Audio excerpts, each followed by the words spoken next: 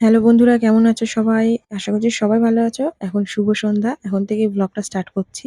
আজকে দোলের আগের দিন। তো আমাদের এখানে তার আগের দিন হচ্ছে বসন্ত উৎসব হয়। আর আজকে বসিরহাটে ৫ জায়গাতে বসন্ত উৎসব হচ্ছে। তো আমার হাসব্যান্ড আজকে বাড়িতেও নেই। ও বাড়ি থাকলে হয়তো সব জায়গাতে একবার হলেও ঘুরে আসতে পারতাম। তো যাই হোক, মেয়েকে নিয়ে যাবো। মেয়েকে রেডি করছি। আমিও শাড়ি পরে রেডি হয়েছিলাম। ভেবে আর আমার সাথে আরেকজনের যাওয়ার কথা ছিল, তো সে গেল না। তার জন্য আমি আবার শাড়ি চেঞ্জ করে আমি কুর্তি পরে নিলাম। কেন কি একা, একা যাবো, মেয়েকে সামলানোর একটা ব্যাপার আছে।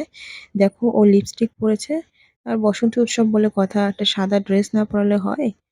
তো চলো, ওকেও আমি রেডি করিয়ে দিয়েছি। এবার আমরা বেরিয়ে পড়লাম। তো রাস্তায় যেতে, যেতে কত দেখো সবাই হলুদ শাড়ি পরে গেছে। তো আমার তখন ইচ্ছা হচ্ছিল এই যে বসিরহাটের প্রান্তিকে আজকে বসন্ত উৎসবটা হচ্ছে কত সুন্দর করে সাজিয়েছে। এখানে ঢুকেই দেখছি প্রত্যেকটা মানুষ শাড়ি পরে এসছে। মানে প্রত্যেকটা মেয়ে, বউ। শুধু গিয়ে দেখছি যে আমি একা কুর্তি পরে এসেছি। তো আমার তখন খারাপ লাগছিল, ইস ভালোই হতো যদি শাড়িটা পরে আসতাম।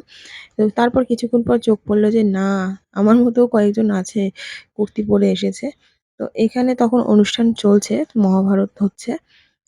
তো এখানে সিঙ্গার স্নেহা ভট্টাচার্য আসার কথা আছে। আর উম ইটখোলা মাঠেও অনুষ্ঠান হচ্ছে। সেখানে স্নিগ্ধজিৎ আসবে। তো ওরা অনেকটা রাতেই উঠবে মঞ্চে। যেহেতু আমাদের অতটা লেট করলে হবে না। যেহেতু আমার হাসব্যান্ড আসেনি, আমাকে আবার মেয়েকে নিয়ে বাড়িতে ফিরতে হবে। তার জন্য এখানে কিছুটা সময় কাটানোর পরে আমি আর মেয়ে দুজনেই বাড়ির দিকে রওনা দেব।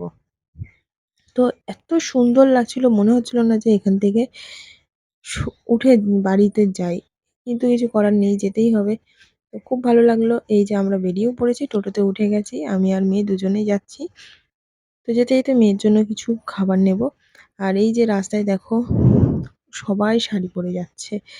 আর এখানেও এই যে অনুষ্ঠান হচ্ছে, এটা ইটখোলা মাঠের অনুষ্ঠান।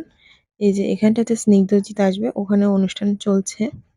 হাসব্যান্ডের বাড়ি আসতে, আসতে অনেকটা রাত হয়ে যাবে। তো সেই সময়তে রং কিনতে আসা যাবে না, বা ও কিনে নিয়ে আসতে পারবে না। আমি ৪-৫ দিন আগে ৩ টে আবির কিনে নিয়ে এসেছিলাম। আজকেও কিছু কিনলাম। বাড়িতে চলে এসেছি। বাড়িতে এসে মেয়ের জন্য ডিম পাউরুটি বানাবো। তো ও আগেই পাউরুটিটা খাওয়া শুরু করে দিয়েছে।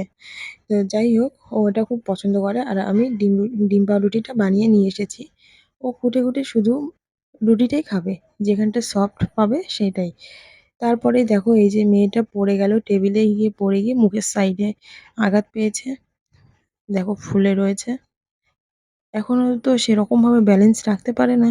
হাঁটে, চলে, দৌড়ায় আর মাঝে মধ্যে ধুপধাপ করে পড়ে। তো এই হচ্ছে চলতে থাকে মেয়েকে নিয়ে। তো মেয়েকে ঘুম পাড়িয়ে দিয়েছি। মেয়েকে ঘুম পাড়ানোর পরে এখন চলো তোমাদের দেখাই কি, কি কালার কিনলাম। দেখো অনেক কালারের আবির কিনে নিয়ে এসেছি। তার মধ্যে নিয়ে এসেছি ২ টো রং নিয়ে এসেছি। আর হচ্ছে বেলুনও নিয়ে এসেছি। কারণ রাস্তা দিয়ে যে যাবে তার গায়ে হচ্ছে বেলুন ছুঁড়ে মারবো। আর ইচ্ছা তো আছে যে খুব মজা করবো কালকে রং খেলায়। তো দেখা যাক কতদূর কি হয়। দেখো, তো সবাইকে আগাম শুভ দোলযাত্রা।